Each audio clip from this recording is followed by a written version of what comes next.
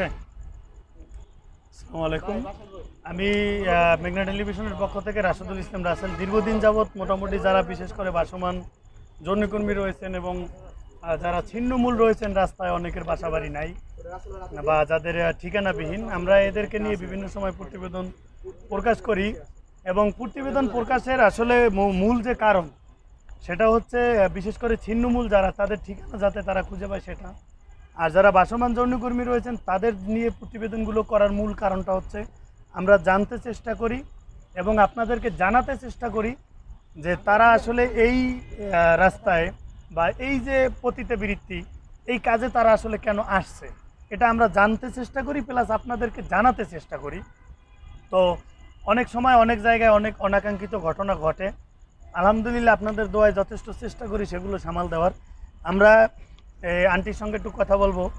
আমরা এই জায়গাটার নাম বলবো না, কারণ অনেকে নাম বললে অনেক সময় এসে ডিস্টার্ব করে, বিভিন্ন রকম প্রশাসনিক তাদেরকে, যেহেতু প্রশাসনের যেটা নিয়ম, তারাও চেষ্টা করে বন্ধ করার, এবং তারাও বলছে যে না, পুলিশ এসে অনেক সময় আমাদেরকে তাড়িয়ে দেয়, এবং ক্ষেত্রবিশেষ কিছু কিছু জায়গায় এরকম অভিযোগ আছেন যে পুলিশে অনেক সময় তাদেরকে মারে।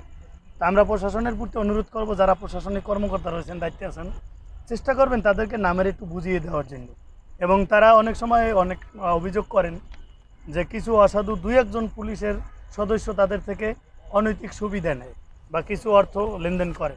আপনাদেরকে অনুরোধ করব ওনাদের থেকে টাকা পয়সা না চাইয়া বরঞ্চ ওনারা যাতে একটা জায়গায়, যে কোনো জায়গায় একটা কর্মসংস্থান হয়, এরকম একটা কাজের ব্যবস্থা করার চেষ্টা করেন। কারণ উনিও কারো না কারো মা, কারো না কারো বোন। তো আমরা আন্টির সঙ্গে একটু কথা বলবো। তার আগে কথাগুলো এই কারণে বলে নিলাম যে অনেকে যখন আমাদের প্রতিবেদন দেখেন বিভিন্ন রকম মন্তব্য করেন। দাদা ভাই, মন্তব্য কোনো সমাধান নয়। টাচফোন হাতে আছে, মন্তব্য করিয়ে দিলেন, সে হতে পারে ভালো, খারাপ না। মন্তব্য না করে আসেন, যাতে একটা সমাধান আসতে পারি, তাদের একটা কর্মসংস্থানের ব্যবস্থা হয়।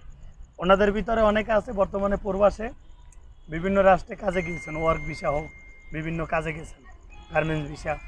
তো যদি কারোর সাথে হাতে এরকম কাজ থাকে, তাহলে ওনাদেরকে একটা কাজের ব্যবস্থা করেন। ওনাকে এটা যদি আপনি এরকম হয় যে একটা কাজের ব্যবস্থা করেছেন, মাসিক 10-15 হাজার টাকা, 20,000 টাকা বেতন আসতেছে, ওনার সংসার চলতেছে, উনি তখন এই জায়গায় আসবে না। কেন আসবে না? জঙ্গলে সাপের ভয় আছে বা তার নিজেরও মৃত্যুর ভয় আছে। ওনার যদি একটা আজকে কাজের কর্মসংস্থানের ব্যবস্থা হয়, উনি এখানে আসবেন। এটা আমার পক্ষ থেকে বললাম। কেন বললাম? আমি নিজে ওনাদের এই জগতের থেকে অনেক লোক আমার নিজের হাতে, আমার উচিলায় আল্লাহ পাক ওনাদেরকে ভালো রাস্তায় নিয়েছে। তো ওনার সাথে একটু আমরা কথা বলবো। আন্টি, আপনার নামটা একটু বলবেন, যে নামটা এইখানে ব্যবহার করেন আর কি, এইখানে যে নামে সবাই আপনাকে চেনে, এইখানে যে নামটা আর কি আন্টি। জি, ওনার নামটা হচ্ছে, এইখানে যে নামে ওনাকে চেনে সে নামটা হচ্ছে হাসি। আচ্ছা, এই এই এই জগতে মোটামুটি আন্টি কতদিন যাবত আছেন? 22 বছর। 22 বছর। তো অনেকে বুঝতে পারতেছেন যে একটা দুইটা দিন নয়, আসলে পুরো 22টি বছর। আমরা আসলে আন্টি থেকে জানতে চেষ্টা করব যে আন্টি কীভাবে এই কাজে আসছে, কার মাধ্যমে। আন্টি, প্রথমে কি আপনি কারো কাছে শুনে বা বুঝে কীভাবে আহ, আহ, এই পতিতাবৃত্তিতে আসলেন? আমার সর্দানে দিয়েছে আপনার সর্দারনি? সর্দারনি বলতে এখানকার। মানে এইখানে যিনি পরিচালনা করেন, উনি এইখানে আপনাকে নিয়ে আসছে। আচ্ছা, তো উনি যেটা বলেছেন যে ওনার সর্দারনি আসলে ওনাকে এই লাইনে নিয়ে আসছে। তো আমরা আরেকটা বিষয় এখানে বলবো, সর্দারনি বলতে আমরা যে ওনাদের থেকে যতটুকু জানতে এবং বুঝতে পেরেছি, ওনাদের মতো নিরীহ এবং অসহায় যারা এরকম সহজ সরল, এরকম 8 জন 10 জন বা 5 জন বা 20 জন, ক্ষেত্রবিশেষ আরও বেশি কম হয়, কোনো কোনো সর্দারনির আন্ডারে 50 জন 100 জনও থাকে, আবার ক্ষেত্রবিশেষ 10 জন 5 জনও থাকে।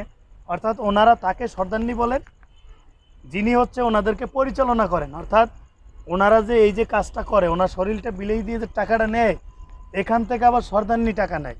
ওইখান থেকে আমি কি বলবো, কিছু জানোয়ারকে ভাগ বটোয়ারা করে। আমি ডাইরেক্ট ভেঙে বলবো না, এই কারণে, কারণ ওনাদের টাকা যে নিতে পারে, উনি নিশ্চিত জানোয়ার, উনি মানুষের কাতারে পড়তে পারে না। হয়তো বা অন্য অন্য কে কোন সেকশনে চাকরি করে জানি না, কিন্তু এই কাজের টাকা যে খায়, সে আর কে যাই হোক মানুষ হতে পারে না। তো এখানে আর একটা বিষয়, আন্টি, সর্দারনিকে কি কোনো টাকা পয়সা দিতে হয় আপনাদের? ওনাদেরকে পার দৈনিক না মাসিক দিতে হয়? পার মাসিক। ওনাদেরকে কীরকম টাকা দিতে হয় আন্টি? মাসে 30,000।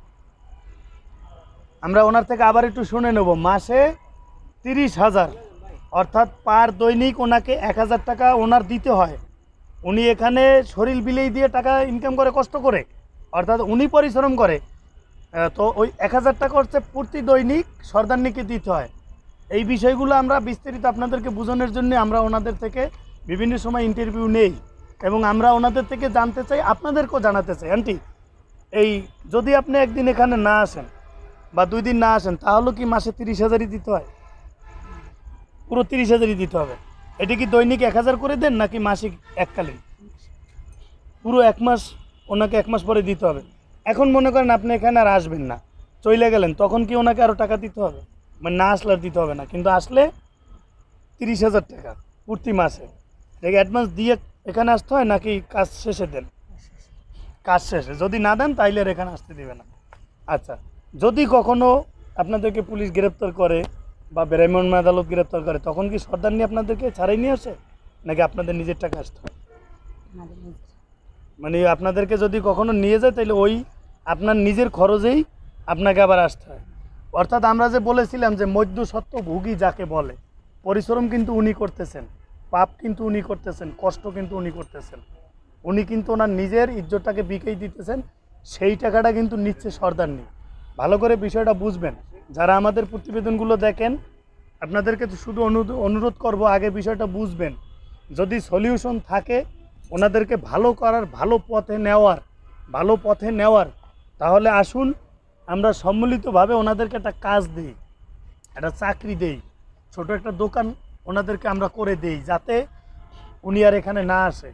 অনেকে অনেক কথা বলেন, একটা কথা বলি, অনেকে আমাকে এরকম মন্তব্য করেন যে আপনি কি ওনাদের পক্ষ নিয়েছেন নাকি? দাদু ভাই, ওনার জায়গায় আপনি দাঁড়ান। ওনার আজকে ইনকাম না করলে 1,000 টাকা এখানে দিতে হবে, বলবেন এখানে না আসলে কি হয়? আপনি যেই চাকরিটা করতেছেন শর্টকাটে বুঝেন, বা যে কাজটা করতেছেন আজকে হঠাৎ করে কাজটা ছেড়ে দেন, দেখি আপনি কিভাবে সামনের দিনগুলোতে চলেন। না, হঠাৎ করে চাইলে ছাড়া যায় না। ওনাদেরকে একটা চাকরির ব্যবস্থা করেন, ছোট একটা দোকানের ব্যবস্থা করেন, আসেন আমরাও কিছু হেল্প করি, আপনারা হেল্প করেন, সম্মিলিতভাবে হেল্প করে ওনাকে একটা চাকরির ব্যবস্থা আমরা করি, অথবা একটা ছোট কাজের ব্যবস্থা করি। যাতে পরে কি হবে, ওনার যখন একটা কাজের ব্যবস্থা হবে, তখন উনি যদি এইখানে আসে, আপনিও বলতে পারবেন, আমিও বলতে পারবো যে আপনি কাজের ব্যবস্থা হওয়ার পরে কেন এখানে আসছেন। কিন্তু এখন যদি আপনি কাজের ব্যবস্থা না করে তাকে হঠাৎ করে এখান থেকে তাড়িয়ে দেন, তাহলে সে খাবে কি বলেন? আচ্ছা আন্টি, আর একটা বিষয়, সর্বপ্রথম আপনি কত সালে এই কাজে আসেন, আপনার কি মনে আছে আনুমানিক? 2003 2000 2003-এ উনি যেটা